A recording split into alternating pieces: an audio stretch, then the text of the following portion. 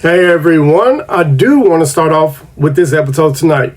It is called What Works for You Might Not Work for Me.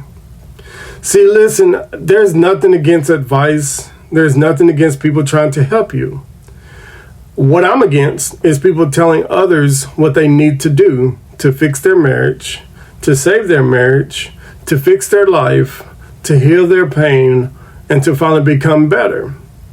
But see, because what worked for you might actually break them. And that's something we don't talk about enough. Your healing came through therapy. Someone else's probably came through prayer.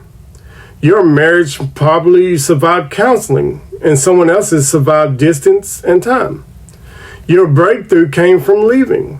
Someone else's came from staying. So we don't all carry the same wounds. We don't all hear God the same way. And we're not all called to walk the same path. Advice should be an invitation, not a command, friends. A perspective, not a blueprint. See, because what works for me may not work for you. And forcing it might do more harm than good. See, the thing is that we live in a world full of answers. Everybody's got an answer. Books we're willing to pay for, books that tell us what to do to feel better, how to fix our days, who to allow into our lives, and who to cut off. See, and listen, some of it's good advice. And yes, some of it does help.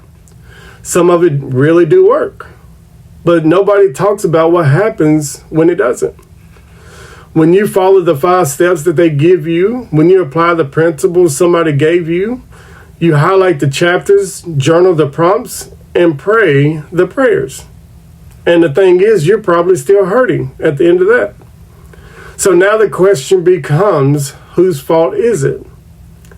See, we don't question the method. We question ourselves. And that's the dangerous part. Because the moment healing turns into a formula, failure starts to feel personal. And I want you to take this book called Let Them Theory. Everybody's got the tattoo. Everybody's listened to the podcast. What I call it is Let Them Not. Because the way many people apply it sounds like this. Let them say whatever they want. Let them do whatever they want. No boundaries and no pushbacks. And yes, that is wisdom in not controlling people. There is peace in choosing your battles. But when you say, let them, and it turns into self-abandonment, when peace costs you your boundaries, when silence replaces self-respect, that's not healing, that's avoidance. Because when you let them, it does sound peaceful until you're the only one doing and letting, until you're swallowing disrespect in the name of growth, until you're calling avoidance healing, until you're losing yourself trying to look mature. And see, at some point, let them lose you. And when that happens, the question isn't, why didn't it work? The real question becomes, why did you let it cost you everything? Because what worked for me may not work for you. And forcing it might do more harm than good.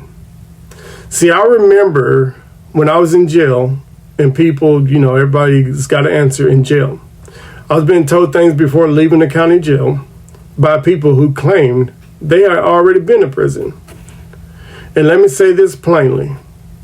Never believe everything you're told in jail, especially by people trying to sound seasoned. See, everyone's an expert behind bars on life. They barely survived. I remember one guy told me what worked for him once he hit the compound.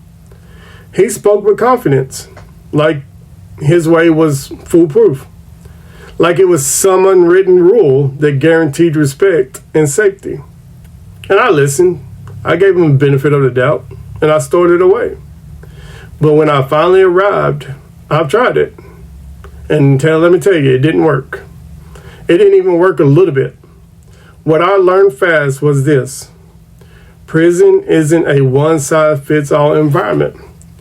What keeps one man afloat can swallow another one whole. See, advice passed around in jail cells is often rooted in ego, fear, or survival stories that leave out the consequences.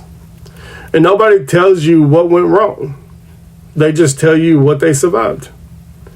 And see, that moment taught me something bigger than prison politics. It taught me how dangerous borrowed confidence can be. So when you walk into a new reality trusting someone else's playbook without understanding the rules yourself, you're already behind. Sometimes the lesson isn't in what you were told. It's in what failed you when you tried.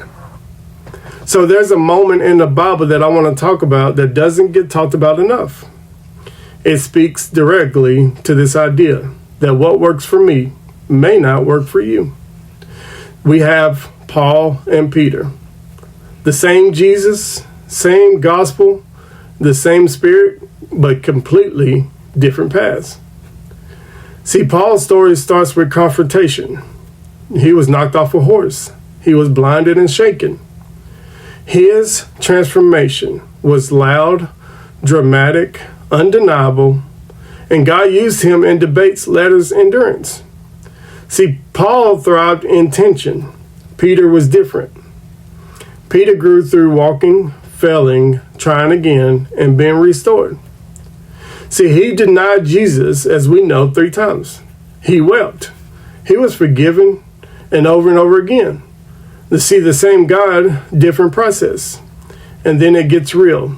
In Galatians, Peter starts acting differently around certain people. And it's not because God told him to, but because pressure did. Paul calls him out. Not because Peter didn't love God, not because Peter wasn't saved, but because Peter started borrowing a version of faith that wasn't his. Work for Paul, bold confrontation, wasn't Peter's lane. And when Peter tried to move like someone else, it cost him clarity. And that's the dangerous part. So when we turn someone else's breakthrough into a blueprint, when we make someone else's healing a requirement, when we assume obedience looks the same for everyone, we stop discerning and we start copying. See, God never told Peter to become Paul. And he never told Paul to soften into Peter. Obedience isn't imitation. It's alignment.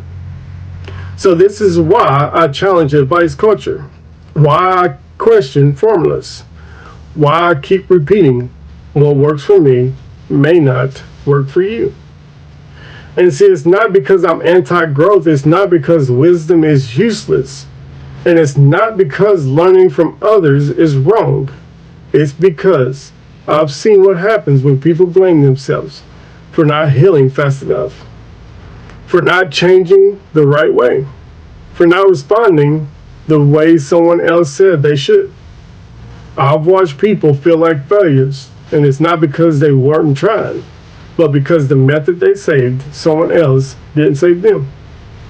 And that's dangerous, because when healing becomes a performance, faith becomes a checklist, and growth becomes comparison. And people don't feel hope, they feel shame. And shame has never healed anyone. So my why is simple. And I want people to know that hope is still here, even if your process looks messy. Even if your prayers sound different. Even if your progress is slower than someone else's highlight reel. And renewal is possible even when the book didn't work, even when the advice didn't land, and even when you followed the steps and still ended up tired. So I want you to know, renewal doesn't mean you failed because you're still hurting. Sometimes it means God is working deeper than surface level fixes. So if you're listening to this and you feel stuck, tired of advice that feels heavy instead of freeing, question yourself because someone else's way didn't work, I want you to let this be your permission to stop forcing it. See, God is not in a rush with you. Healing is not a race. Growth doesn't require you to lose yourself. And what works for me may not work for you. Maybe you're listening in tonight and this might not work for you, and that is okay. Because hope is still here, and renewal is always possible.